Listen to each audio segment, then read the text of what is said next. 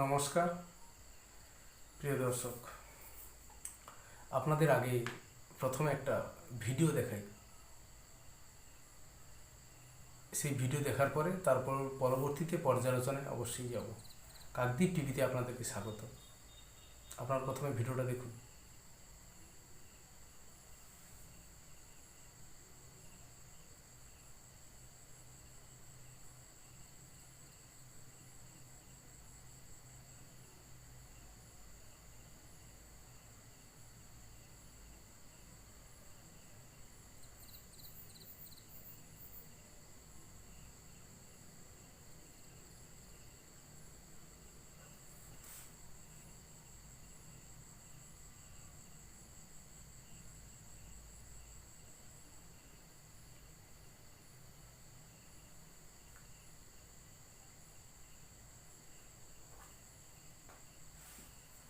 হ্যাঁ দর্শক, ভিডিওটা আপনারা দেখলেন।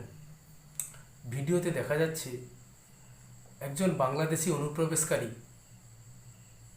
তার নাম সেলিম মাতব্বর, যে কিনা জাল পাসপোর্ট, জাল আধার কার্ড, জাল প্যান কার্ড এগুলোকে বানিয়ে ভারতবর্ষে স্থায়ীভাবে প্রায় 2 বছর ধরে সে বসবাস করছে। নাম কি নামে পাসপোর্ট রয়েছে? রবি শর্মা নামে। রবি শর্মা নামে পাসপোর্ট রয়েছে, ঠিকানা রয়েছে রাজস্থানের জয়পুর জন্মস্থান। কিন্তু পুলিশি জেরায় যেটা জানা গেছে, তার বাড়ি বাংলাদেশে মাদারীপুর এলাকায়, এবং সে বিএনপির সদস্য বা বিএনপি নেতা। তিনি ভারতবর্ষে অন্য পরিচয়, জাল পাসপোর্টের পরিচয়ে রবি শর্মা নামে কলকাতার একটি নামী হোটেলে তিনি থাকতেন। আবার কোনো কোনো দাবি থেকে আসছে যে এই সেলিম মাতব্বর হোটেলে নাকি কর্মী হিসাবে ছিলেন। এবারে আমাদের মনে একটা কৌতূহল হতে পারে যে এই ব্যক্তিকে কিভাবে পাকড়াও করলো পুলিশ। কোনো ইনপুট ছিল? গোয়েন্দা থেকে কোনো ইনপুট ছিল কি? যেহেতু বাংলাদেশের অস্থির পরিবেশ তৈরি হয়েছে, তাই ভারতবর্ষকে অস্থির করে দেওয়ার একটা চক্রান্ত থাকতে পারে, থাকলেও থাকতে পারে। এই ব্যক্তি কেন 2 বছর আগে ভারতবর্ষে চলে এলো এবং স্থায়ীভাবে বসবাস শুরু করেছিল? তার গতি প্রকৃতি কী ছিল? তার উদ্দেশ্য কী ছিল?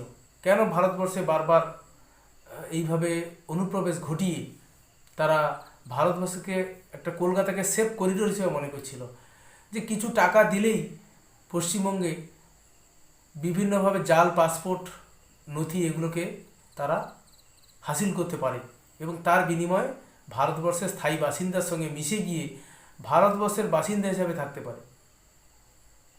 এই সমস্ত অনুপ্রবেশকারীরাই ভারতবর্ষকে আগামী দিনে বিপদে ফেলতে পারে। এই রকমও কিন্তু চক্রান্ত থাকতে পারে। কি নেটওয়ার্ক সে চালাতো, তার আসা যাওয়া কী ছিল? যেটা তথ্য মারফত আমরা জানতে পারছি, যে হোটেলে তিনি থাকতেন সেই হোটেলটিতে অনেক আবাসিকও থাকতেন। এবার তাদের এর চালচলনে, এই সেলিম মাতব্বরের চালচলনে কিছুটা সন্দেহ হয়। তাদের মধ্যে একজন জিজ্ঞাসা করেন, তার নাম জানতে চান। তিনি নাম বলেন রবি শর্মা। কিন্তু রবি শর্মা নাম তিনি বললেন, অথচ বিভিন্ন ইসলামিয়া হোটেলে তার যাতায়াত ছিল, সেখানে তিনি খাবার খেতেন। তাই তাদের মনে আরও সন্দেহ জন্ম হয়, এই ব্যক্তির আসল পরিচয় কী? কেন সে যদি রবি শর্মা হয়ে থাকে, তবে ইসলামিয়া হোটেলে তার খাওয়া দাওয়ার কী প্রয়োজনীয়তা?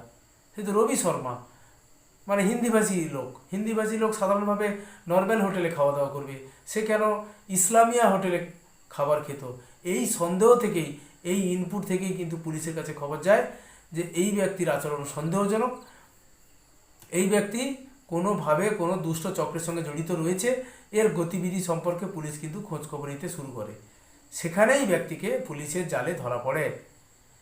কিন্তু যে বিষয়গুলো আমাদের কাছে ভাবাচ্ছে, যে বাংলাদেশ থেকে সেফ করিডোর, আমরা সবাই জানি যে পশ্চিমবঙ্গের সঙ্গে বাংলাদেশের যে সীমান্ত রয়েছে 2200 কিলোমিটার কাছাকাছি, এই সবটুকু জায়গা কিন্তু কাঁটাতার বা বিএসএফের প্রহারা যে কড়াভাবে রয়েছে এমনটা কিন্তু নয়।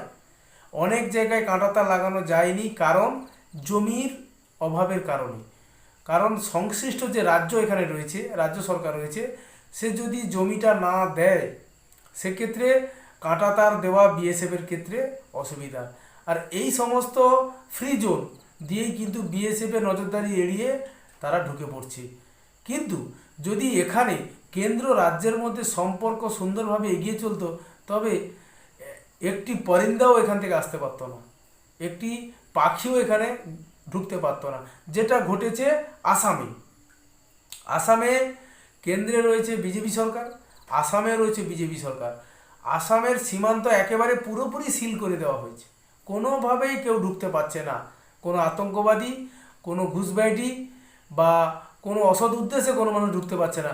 বা যে প্ল্যানটা মূলত জামাত ইসলামী করছে, যে ভারতবর্ষের বাংলাদেশের পার্শ্ববর্তী যে ভারতবর্ষের যে জায়গাগুলো রয়েছে সেখানে বাংলাদেশ থেকে লোক ঢুকিয়ে সেখানকার জনবিন্যাসের পরিবর্তন করে বৃহত্তর বাংলাদেশের যে ছক, যে ওই জায়গাগুলোতে ক্রমশ গৃহযুদ্ধ পরিবেশ তৈরি করে দেওয়া হবে। তারপরে এই জায়গাগুলো বাংলার সঙ্গে মিলিয়ে বাংলাদেশকে আকারে বড় করতে হবে এবং বাংলা স্থান সেখানে শুধু ইসলামিক ধর্মীয় শাসন ব্যবস্থা প্রতিষ্ঠিত থাকবে, তার একটা ছক কিন্তু চালিয়ে যাচ্ছে। পুলিশ এখানে তদন্ত করে দেখছে এই ব্যক্তির আসার উদ্দেশ্য কী, বা এইভাবে রবি শর্মা নামে জাল পাসপোর্ট বানিয়ে কোথা থেকে করেছে সেই সূত্রগুলো তারা পাওয়ার চেষ্টা করছে। এখানে বারবার অনুপ্রবেশ হলেই এখানে যে শাসক দল তৃণমূল কংগ্রেস শাসক দল, তারা বলে বিএসএফ কী করছে, দায় কিন্তু বিএসএফের উপরে চাপিয়ে দেয়। কিন্তু বারবার জানতে হবে বিএসএফের নজরদারি এড়িয়ে গেলেও যদি রাজ্যে কঠোরভাবে এই অনুপ্রবেশের জন্য বা অনুপ্রবেশ ঠেকানোর জন্য কোনোভাবে পদক্ষেপ নেওয়া হতো, তবে কিন্তু রাজ্য সরকারই বলে দিত বা স্থানীয় পুলিশই বিএসএফকে খবর দিত এই ব্যক্তিটা অন্য দেশ থেকে এসছে। কিন্তু এখানে সেরকম নেই, এখানে একটা নেটওয়ার্ক রয়েছে যারা কি করছে, কিছু অর্থের বিনিময়ে জাল পাসপোর্ট, জাল আধার কার্ড এগুলো বানিয়ে দিয়ে সেই ব্যক্তিকে ভারতবর্ষে থাকার সুব্যবস্থা করে দেয়। আমি কয়েকদিন আগে একটা এপিসোড করেছিলাম, কেরালার একটা এপিসোড, যেভাবে কর্ণাটক পুলিশ যেটা ঘোষণা করেছে যে প্রায় 1 থেকে 2 লক্ষ বাংলাদেশি মুসলিম নাগরিক, তারা মুসলিম অধিবাসীরা বিভিন্নভাবে ভারতবর্ষে প্রবেশ করে তারা কিন্তু জাল আধার কার্ড, আইডেন্টি কার্ড এগুলো সব বানিয়ে ভারতবর্ষের মূল যে জনগোষ্ঠী রয়েছে তাদের সঙ্গে মিশে গেছে, তাদেরকে আলাদা করা যাচ্ছে না। এই ব্যক্তিরা কিন্তু কোনো মতেই ভারতীয় নয়, অনুপ্রবেশকারী। তাই অনুপ্রবেশকে ঠেকাতে গেলে এই বাংলাদেশ সীমান্তবর্তী যে রাজ্যগুলো রয়েছে তার মধ্যে পশ্চিমবঙ্গ অন্যতম, এখানে একটা ঢিলেঢালা পরিবেশ তৈরি হয়েছে।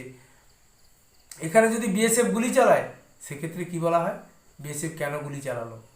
একটা অনুপ্রবেশকে ঠেকাতে বা ভীত সন্ত্রস্ত করতে গুলি তো চালাতেই হবে। সেখানে রাজ্য সরকার কিন্তু মাঝামাঝি এসে দাঁড়ায়, বিরোধিতা করে, বিএসএফের সমালোচনা করে, এগুলো কিন্তু চলতে থাকে। যদি এভাবে একজন মুসলিম ব্যক্তি যে বাংলাদেশ থেকে বিএনপি, বাংলাদেশ ন্যাশনাল পার্টির একজন নেতা, সে এসে আত্মগোপন করছে এবং উল্টে ভারতবর্ষের জাল পাসপোর্ট, রবি শর্মা নামে পাসপোর্ট বানিয়ে সে ভারতে থাকছে, এই সাহস, এই যে নেটওয়ার্কটা পশ্চিমবঙ্গ কেন্দ্রিক গড়ে উঠছে কী করে? স্থানীয় প্রশাসন যদি এটাকে অবহেলার চোখে দেখে এবং কিছু অর্থের বিনিময়ে যদি এভাবে চলতে থাকে, আগামীতে যেভাবে বাংলাদেশে দুর্বৃত্তায়ন চলছে এবং জামাত ইসলামী যেভাবে ছকটা চালাচ্ছে, বাংলা স্থান পশ্চিমবঙ্গ তথা বাংলাদেশের যে পার্শ্ববর্তী যে রাজ্যগুলো রয়েছে তাদের সেই এলাকাগুলোতে জনবিন্যাসের পরিবর্তন ঘটিয়ে দিয়ে বৃহত্তর বাংলাদেশের যে ছক তারা রেখেছে তারা কিন্তু কায়েমি হয়ে যাবে আগামী দিনে। তাই আমাদেরকেও সতর্ক হতে হবে। এখানকার যদি রাজ্য সরকারের যদি সেই পরিবর্তনটা আসতো, এখানেও যদি একটি ডবল ইঞ্জিন সরকার থাকতো, তবে কিন্তু এই ধরনের যে নেটওয়ার্কগুলো চলছে, যারা অতি সহজে আধার কার্ড, আইডেন্টি কার্ডগুলো বানিয়ে দিচ্ছে কিছু অর্থের বিনিময়ে, সেগুলোকে সম্পূর্ণভাবে ঠেকানো যেত। তাতে এই সেলিম মাতব্বর মতো লোকেরা কিন্তু আর বাংলাদেশ থেকে ভারতবর্ষে ঢোকার সুযোগ পেত না। অনেক জায়গা রয়েছে যেখানে কাঁটাতারে বেড়া দেওয়া সম্ভব নয়, জলা জঙ্গল রয়েছে, নদী রয়েছে, সেখানে রাজ্য সরকার সদিচ্ছার উপরে নির্ভর করে এই অনুপ্রবেশগুলো ঠেকানো। সবটুকু দায় বিএসএফের উপর ঠেকিয়ে দেওয়া হয় বা ফেলে দেওয়া হয়, বিএসএফ পাচ্ছে না। নয়, বিএসএফ এবং রাজ্য মিলিতভাবে যদি প্রয়াস করে তবে কিন্তু ভারতবর্ষকে আগামী দিনে যে জামাত ইসলামের যে বাংলা স্থানের ছক, বৃহত্তর বাংলাদেশের ছক, সেটা কিন্তু সম্পূর্ণভাবে ঠেকানো যাবে। না হলে কোনোভাবেই ঠেকানো সম্ভব হবে না। তাই আমাদের সামনে কত বিপদ, এটা আমাদেরকে ভাবতে হবে যে কিভাবে এই সুযোগটাকে কাজে লাগিয়ে অবাধে অনুপ্রবেশ চলতে আছে। বাংলাদেশ থেকে লাখো লাখো মানুষ, হাজার হাজার মানুষ ঢুকে আধার কার্ড, আইডেন্টি কার্ড বানিয়ে ভারতবর্ষের সামগ্রিক মানচিত্রের উপরে কতটা প্রভাব বিস্তার করছে, ভারতবর্ষকে কতটা অসুবিধায় ফেলে দিচ্ছে, এটা কিন্তু আমাদেরকে বুঝতে হবে। আর যদি আমরা এটা না বুঝি, বারবার অবহেলার চোখে দেখি, তবে কিন্তু আগামীতে অনেক বড় বিপদ কিন্তু অপেক্ষা করছে। সেখান থেকে আমাদেরকে কেউ সরাতে পারবে না, বা ভোগ করতে হবে আমাদেরকে, আমাদের পরবর্তী প্রজন্মকে এর অভিশাপ ভোগ করতে হবে। যেটা বাংলাদেশে ঘটছে, হিন্দু নিধনযোগ্য, হিন্দুদেরকে যেভাবে প্রেসার ক্রিয়েট করে তাড়িয়ে দেওয়ার যে প্রয়াস চলছে, একই প্রয়াসও দেখা যাবে। তাই এখন থেকেই সতর্ক হতে হবে আমাদেরকে সুশৃঙ্খলভাবে থেকে এই ধরনের অনৈতিক কাজগুলো যারা দুষ্ট চক্রভাবে চালাচ্ছে কিছু অর্থের বিনিময়ে, তাদেরকে রোখার ব্যবস্থা করতে হবে। না হলে পশ্চিমবঙ্গ তথা ভারতবর্ষের বাংলাদেশ লাগোয়া যে রাজ্যগুলো রয়েছে, তাদেরকে কিন্তু আমরা কোনোভাবেই আর স্বতন্ত্রভাবে রাখতে পারবো না। একই রকম ছকে তারা চলছে, যেভাবে সম্প্রসারণবাদ হিসাবে চালানো হচ্ছে, এটাই কিন্তু আমাদের ভীত সন্ত্রস্ত রাখছে। আগামীতে নতুন এপিসোডে আপনাদের সামনে অবশ্যই দেখা হচ্ছে। নমস্কার, ভালো থাকবেন, চ্যানেলটিকে সাবস্ক্রাইব করবেন।